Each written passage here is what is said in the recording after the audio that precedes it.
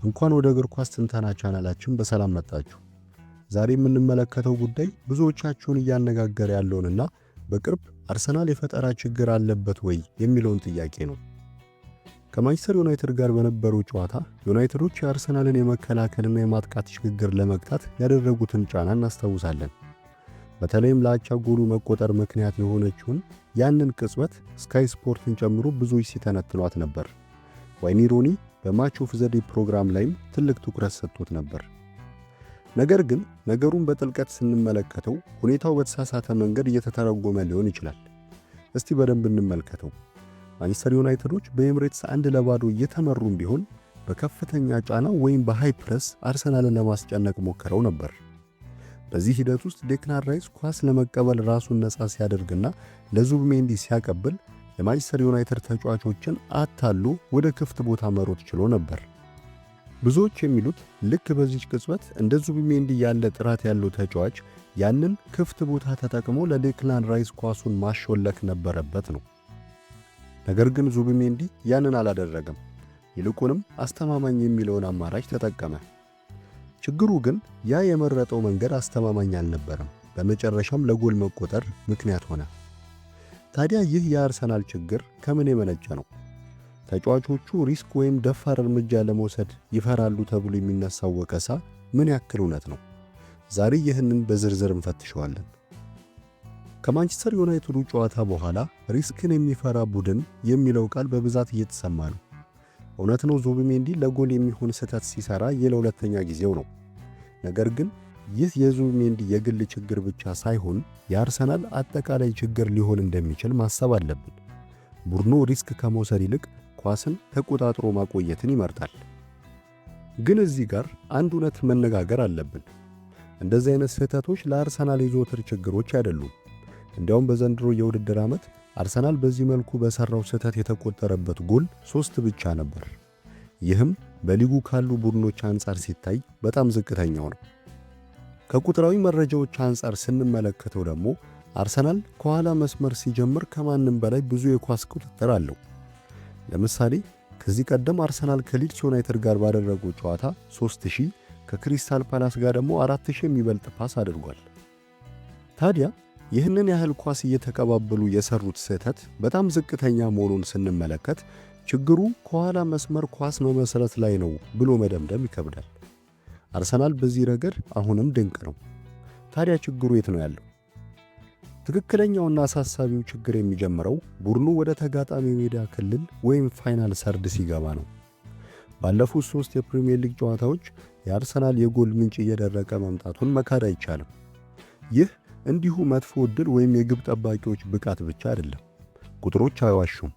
አርሰናል ከዚህ ቀደም በአማካይ በጨዋታ ከ20 በላይ የጎል ሙከራዎችን ያደርግ ነበር። አሁን ግን ይህ ቁጥር ወደ 12 ዝቅ ብሏል። ይህ ማለት የ40 በመቶ ቅናሽ አሳይቷል ማለት ነው።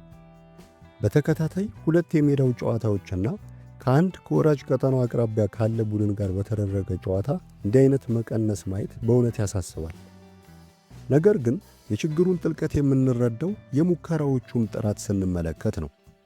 የኤክስጂ ወይም ኤክስፔክትድ ጎልስ ቁጥራቸውን ስናይ ከኦፕን ፕሌይ ወይም ከጨዋታ እንቅስቃሴ የሚያገኙት የጎል ዕድል በአማካይ 0.5 ብቻ ነው።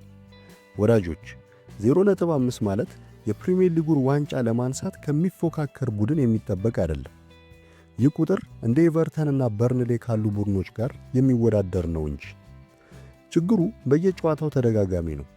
አርሰናል ከራሱ የሜዳ ክልል ሲወጣ ፈጣንና አስደናቂ ነው። ነገር ግን የተጋጣሚን የመከላከል መስመር ሰብሮ ለመግባት ሲሞክር ሐሳብ ያጠረው ይመስላል።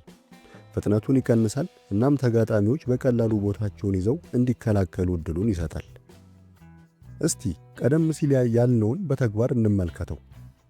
በማንቸስተር ዩናይትዱ ጨዋታ በመጀመሪያዎቹ ደቂቃዎች ማርቲን ኦዴጋርድ በተጋጣሚ አማካዮች ጀርባ ኳስ ተቀብሎ ድንቅ አቋቋም ላይ ነበር።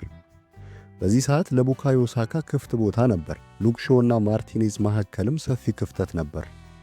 ኦዴጋርድ ይህንን አይቶ ኳሱን ለማሾለክ መሞከርም ይችል ነበር። ነገር ግን አላደረገውም። ፊቱን አዙሮ ወደ ግራ መስመር ኳሱን መላክ መረጠ። ይህንን ስንል ኦዴጋርድን መውቀሳችን አይደለም። ወደ ግራ የተላከውም ኳስ መጥፎ አልነበረም። ነገር ግን አርሰናል የሚያስፈልገው ያንን አደገኛ ግን አክሳሪ ሊሆን የሚችል ወይም በተለምዶዊ ቋንቋ ሪስኪ በት ሪዋርዲንግ የሆነ አይነት ኳስ መሞከር ነበር። ኦዴጋርድ አንዳንድ ጊዜ ነገሮችን ለመፍጠር ይሞክራል፣ ግን በቂ አይደለም። ብዙ ጊዜ ሃንድ ብሬክ የያዘ ወይም ፍጥነቱን የገታ ቡድን ይመስላሉ እንደ አጠቃላይ ሲታይ። ትልቁ ታክቲካዊ ችግር ግን እዚህ ጋር ነው። አርሰናል የሚጠቀመው የ4-3-3 አሰላለፍ በዋናነት በሶስትዮሽ ጥምረት ላይ የተመሰረተ ነው። በግራ በኩል ራይስ፣ ኢንካፔ እና ትሮሳርድ አሉ። በቀኝ በኩል ደግሞ ኦዴጋርድ፣ ሳካ እና ቲምበር አሉ። በግራ በኩል ያሉት ተጫዋቾች በግል ብቃታቸው ድንቅ ናቸው። ግን የተጨናነቀን የመከላከያ ግንብ ወይም በሎ ብሎክ የሚጫወቱ ቡድኖችን ሲገጥሙ ግን ይሄንን በመሰባበር ረገድ የተፈጥሮ ክህሎታቸው ውሱን ነው።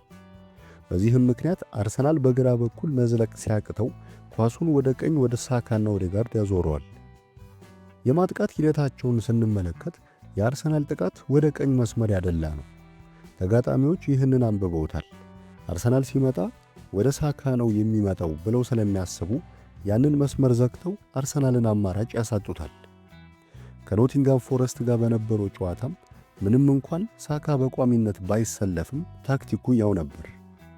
ኖኒ ማዱዌኬም ገብቶ በተመሳሳይ የቀኝ መስመር ጥገኝነት ነበር የታየው። ልብ በሉ፣ ኖኒ ማዱዌኬም ገብቶ በተመሳሳይ የቀኝ መስመር ጥገኝነት ነበር የታየው። ይህ ሉፕሳይድድ ወይም በአንድ ወገን ያደላ ጨዋታ የአርሰናልን የማጥቃት ኃይል ቀፍድዶ ይዞታል። ታዲያ ይሄንን ካልን ሚኬል አርቴታ ምን ማድረግ አለበት? መፍትሄው በሁለት መንገድ ሊመጣ ይችላል። አንደኛው የተጫዋች ለውጥ ነው። ምናልባት ዴክላን ራይስን ወደ ኋላ ወስዶ ይበልጥ ፈጣንና ፈጣሪ የሆነ አማካይ ማለትም እንደ ኢዜ ያለ በግራ መስመር ማሰለፍ ወይም የተከላካይ መስመሩን አደራደር መቀየር።